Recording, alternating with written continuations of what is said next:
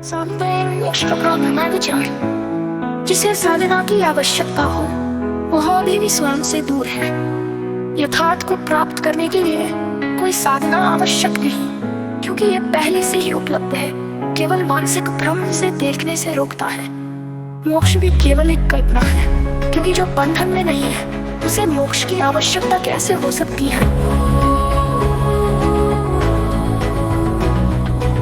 मनुष्य ये सोचता है कि कुछ है और कुछ नहीं है, परंतु यथार्थ इन दोनों विचारों से परे है।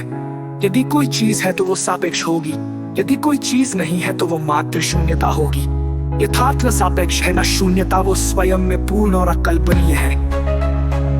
ब्रह्मांड की समस्त गति, ऊर्जा और पदार्थ केवल मन के कार्य है। मन इन्हें देखता है, इन्हें मापता है और इन्हें सत्य मानता है, परंतु यथार्थ ब्रह्मांड की इन सीमाओं से भी परे है। ये समस्त ज्ञात और अज्ञात विज्ञानों के परे है, क्योंकि विज्ञान भी केवल विचारों का विस्तार मात्र है। ब्रह्मांड की समस्त गति, ऊर्जा और पदार्थ केवल मन के कार्य है। मन इन्हें देखता है, इन्हें मापता है और इन्हें सत्य मानता है, परंतु यथार्थ ब्रह्मांड की इन सीमाओं से भी परे है। ये समस्त ज्ञात और अज्ञात विज्ञानों के परे है, क्योंकि विज्ञान भी केवल विचारों का विस्तार मात्र है।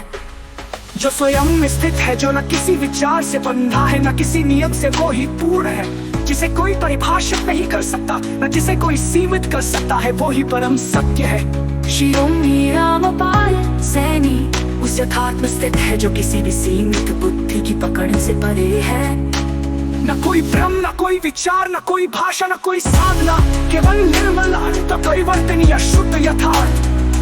यदि कोई सत्य को जानना चाहता है तो उसे पहले अपने समस्त भ्रमों को छोड़ना होगा। न कोई गुरु, न कोई शास्त्र, न कोई सिद्धांत, केवल स्वयं की सीधी अनुभूति ही उसे इस शुद्ध यथार्थ तक ले जा सकती है। जब कोई अपने विचारों और धारणाओं से परे चला जाता है, तब ही वो देख सकता है कि जो है वो सदा से था, सदा रहेगा और किसी भी भाषा में व्यक्त नहीं किया जा सकता।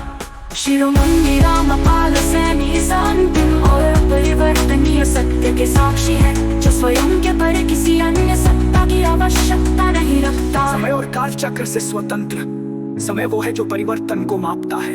लेकिन यदि कोई अचल हो, यदि कोई अपरिवर्तनीय हो, तो समय का क्या अस्तित्व रह जाता है। शिरोमणि रामपाल सैनी समय से परे है।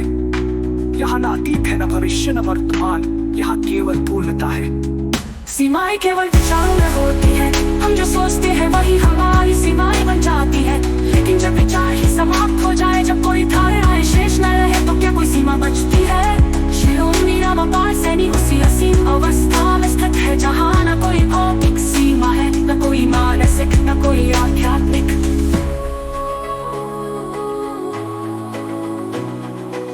मुक्ति केवल तब आवश्यक होती है जब बंधन हो, लेकिन यदि कोई कभी बंधा ही न हो तो मुक्ति का कोई अर्थ नहीं।